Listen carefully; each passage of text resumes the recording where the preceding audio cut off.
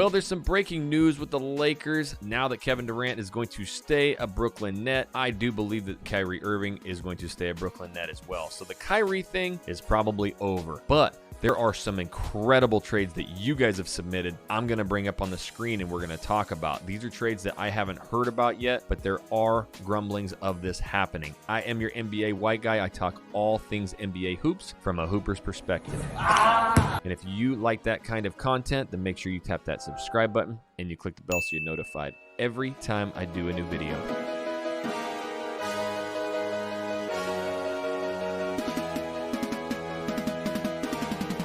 Okay, so I've been opening up this Laker trade talk for a while now, and you guys have been supporting me with the front office and general manager roles, and I love it. This is a platform that I wanted to create because I'm driving around all the time listening to a lot of these dudes who push pencils who've never dribbled a basketball, and they're saying what they think these players are saying, and they're talking about all these trades. Sometimes it doesn't happen. I want to give you a hooper's perspective behind the scenes of exactly, what these players are thinking and what it's like being a player. But I'm going to do the mailbag. I'm going to start doing these videos because you guys are having such great comments and such great trade proposals that we're going to make you general manager for the day. The first one is from Patrick Torres. Again, you guys need to be commenting down below what you think the Lakers should actually be doing. Should they be trading? Wait until the deadline? Wait till next year? But this comes from Patrick Torres. Why has nobody mentioned this trade idea? The Lakers want Irving. The Nets want to be rid of Irving and want to make Durant happy. Utah wants to purge salary and wants draft picks. Why not a three-team trade? The Lakers get Irving and Curry or Harris. The Nets get Donovan Mitchell, and Utah gets Westbrook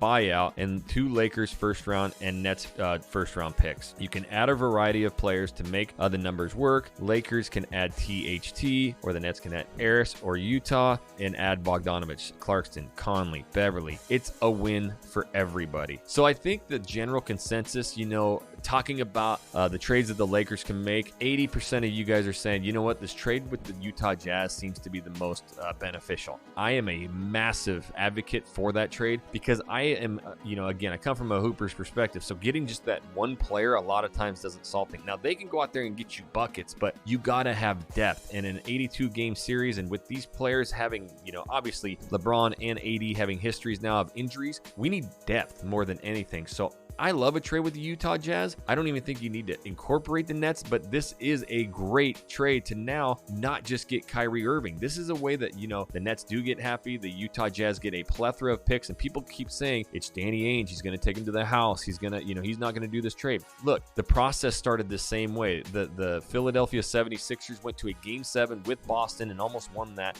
there in the Eastern Conference before they went into the complete rebuild. So Danny Ainge knows we've got to consume all of these picks because no free agents are coming to Utah. So I do believe he knows that, and he's going to, yes, get as much draft capital as he can and try and get as much value back, but this is something you could absolutely do. I think the Lakers need to get, 2-3 good players. You got to get some shooters, and you got to get that dog. Somewhere, somebody, and this is something I talked about in my last video, Westbrook could take this role on. He's already a pest, but he could really up that dog role, and what that's really going to be is him moving, shaking, playing defense, like setting screens. You got to get moving. You can't go over there and just sit in the corner. That's a waste. And so I do feel like moving off of him is the most advantageous, but I want to bring up another comment because this was a response to what he said, the reply to Torres. And Jermaine says, all of this sounds good, right? However, I don't think people understand the process of developing trades. People think it's so easy. Every good front office has a whiteboard with current players, trade target scenarios. Honestly, a good front office would have over 50.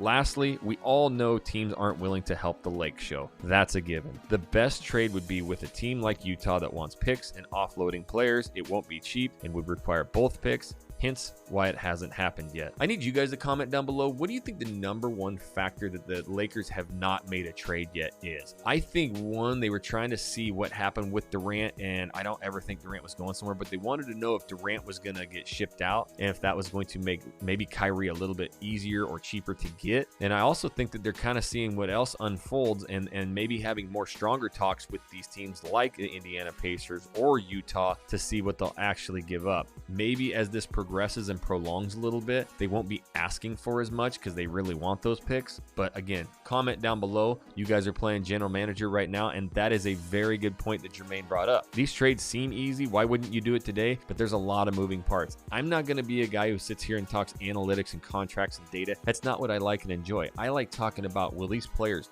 mesh together? Will they play together? And can they win a championship? I think if you add Bogdanovich, Clarkston, you bring in Pat Bev and Conley. People are like, Conley's contract's terrible. It's not that bad. And next season, they're going to have 20 million extra space, but that makes them contenders this year. Nobody wants to look at this year, year 20 for LeBron. They're all focused on next year when, hey, we got to go be contenders today. And what it's going to be is that change in the locker room to spark the locker room and to get them actually motivated to go win. We're going to bring up another trade here. Justin says, and this is one that I started hearing from a few of you guys too. Again, I want to hear all of your trades because there's been some fascinating ones. So the Lakers get Evan Fournier, Bogdanovich, Pat Bev, and Cam Reddish. I've heard Cam Reddish from quite a few of you guys. I'm not super high on him. I know he's a young, cheap talent, but I really like getting Bogdanovich and Pat Bev. I think that is an absolute home run. You have no idea what a Pat Bev can do to a locker room. Just like Draymond,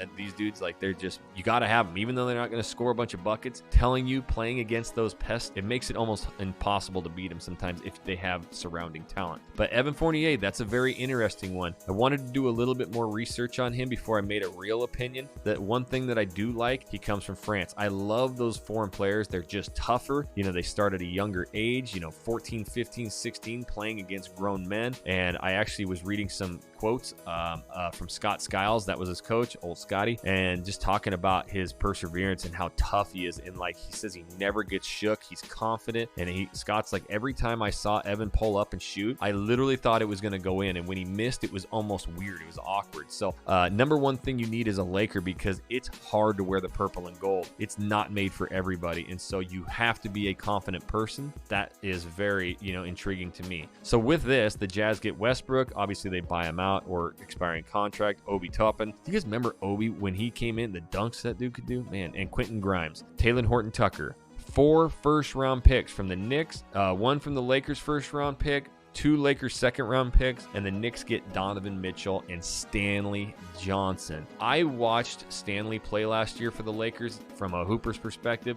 I want that guy on the team. He's young. He kept playing on those 10-day contracts. I cannot imagine the immense pressure, and the dude was a beast. I love his versatile size. He's like that 6'8" dude, because that means he can move, he can run, and he was getting so many just offensive boards, and it was when it mattered. He's not going to fill a stat sheet with 10, 11, 12 board. I mean, he will here and there, but it's those tough plays. You got to get 1 or 2 of those tough plays a game to completely change the course of a game. Sometimes taking a charge, I remember playing, I took a lot of charges. That's why my elbows are all jacked up. It would change the trajectory of the game. We'd be down 5 points. I'd take a big charge. The team jumps up. We get pumped up. We go and we do an 8-point run. We win the game. So sometimes having a Stanley Johnson, a dude who plays his ass off, is somebody that we need in the locker room. We can't always just look for absolute talent. You cannot have 5 scorers on a team. You need role players. You have to have people who understand their role, especially in a LeBron James offense. That's why he was so victorious or was able to win championships with those teams that won championships, because he had so many role players who just accepted it. Look at Kevin Love. The dude was like a 20-20 machine. He comes in for Cavs. He stretched the floor, shot threes at a high level, was confident. He still got those rebounds, but the dude was a knockdown shooter. He literally, every time he shot it, I thought it was going in. That stretches the big man out, and it's really a role that he took on. And the dude lost a ton of weight too. But I love this kind of trade. Again, I need you guys commenting down below. What do you think the Lakers should do now? Kevin Durant staying a Brooklyn Net. I think Kyrie Irving is too. What other trades are out there? Or should we just roll into the season with Westbrook and just try, Darvin Ham's system and see if it works? I am your NBA white guy. I talk all things NBA hoops from a Hooper's perspective. And if you like that kind of content, then make sure you are tapping that subscribe button and you click the bell so you're notified every time I do a new video. And until the next video, my homies, we'll catch you later.